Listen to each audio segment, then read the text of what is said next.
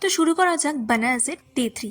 যদিও সেদিন আমি ঘোরাতে একটু বেশি ফোকাস করাতে সেরকমভাবে কিছু ভিডিও ক্লিপ নিতে পারিনি। তো তখন বাজে ভোর 4টে, কিন্তু দেখে কোনো অংশে সন্ধ্যাবেলার থেকে কিছু কম মনে হচ্ছে না। আমরা সকলে বেরিয়ে পড়েছিলাম আস্সি ঘাটের উদ্দেশ্যে।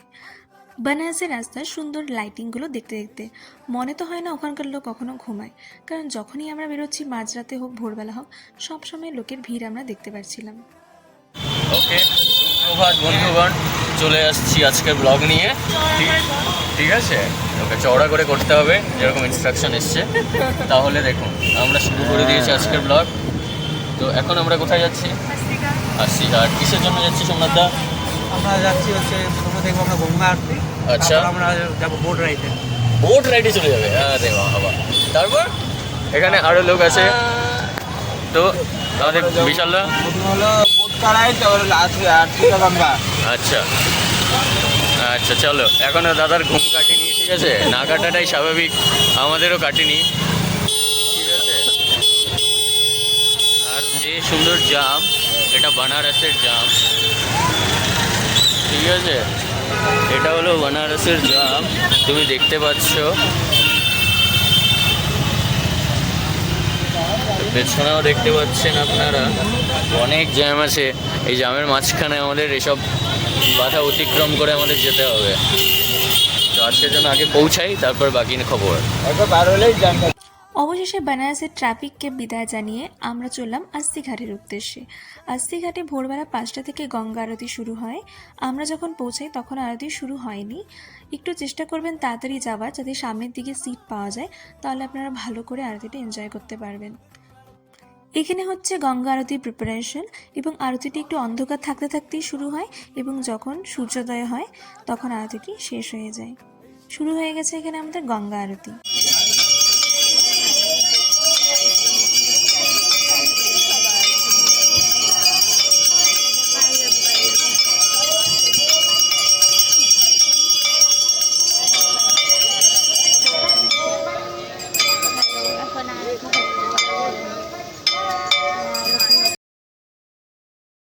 না তুমি সফর।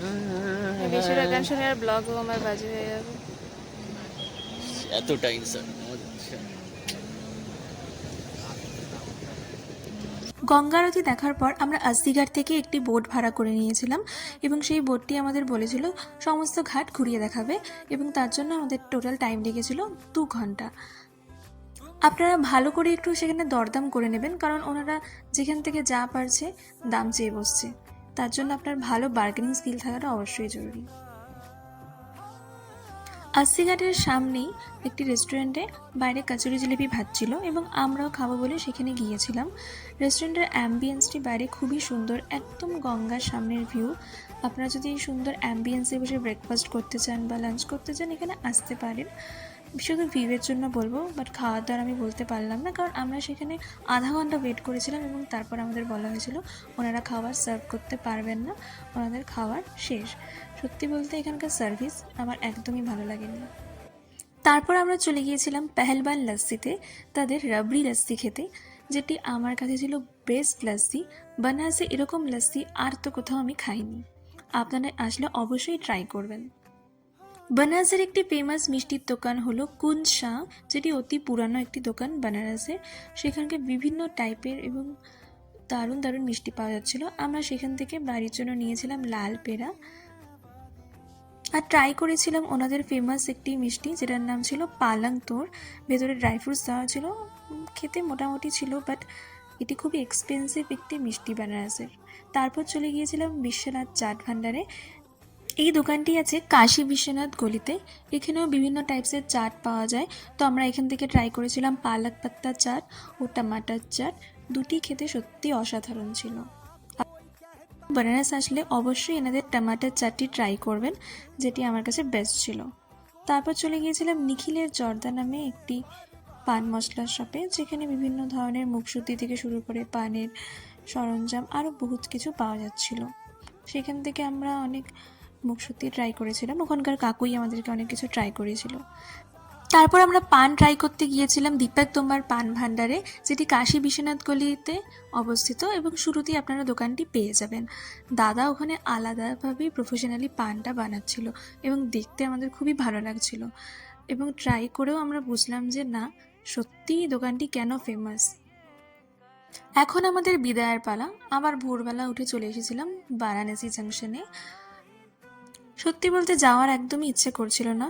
বানারসকে এক্সপ্লোর করার জন্য 3 দিন আমাদের কাছে এনাফ ছিল না। আমরা অনেক জায়গা মিস করেছি, অনেক কিছু ঘুরতে পারিনি। এরপর আসলে একটা বড়সড় প্ল্যান করে আসা উচিত। করুন,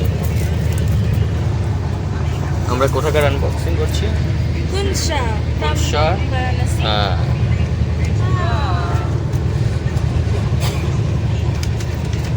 ও হো হো, পুরো একদম মানে লাল লাল বোম লাগছে, মাটির দলা।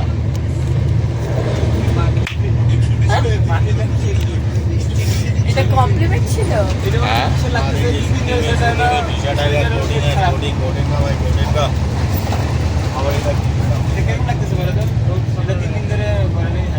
হ্যাঁ, ওর জন্য তো বললাম, ওটাই তো খাওয়াচ্ছে। আমি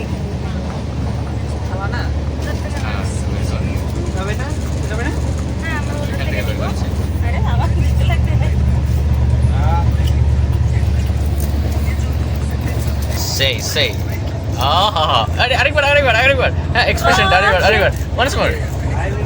না না না না, ওটা হলো আরেকবার। হ্যাঁ, হবে হবে। হ্যালো তনুমার, মন খারাপ করে না। আফটার বাটি চোখা আবারও জুতা চুরি। ট্রেন চোখা আপনার বাকি চোখা এখন ট্রেনে থাকা।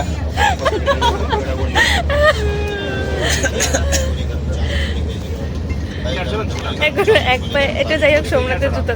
चाना देंगे गर्म चाने কেমন লাগলো বেনারস জার্নি? সাধারণ এক্সপিরিয়েন্স, আপনারা সবাই আসবেন। জোরে জোরে। এত সুন্দর সেদিন রাতেই আমরা পৌঁছে গিয়েছিলাম এনজেপি স্টেশনে এবং এখানে এন্ড হচ্ছে আমাদের বারাণসীর ট্রিপ। সত্যি বলতে আমার কাছে একটি অসাধারণ জার্নি ছিল এবং সবথেকে মেমোরেবল ট্রিপ। তো বন্ধুগণ, আমরা আমাদের গন্তব্যে পৌঁছে গেছি, ব্যাক টু প্যাভিলিয়ন। তো আবার সেই আমরা শিলিগুড়িতে চলে এসেছি আমার দলবল নিয়ে। তো হিন্দিতে ছিল, এখন শিলিগুড়ি থেকে বাংলাতে। আচ্ছা, হিন্দিতেই? ও সরি, আবার হিন্দিতে।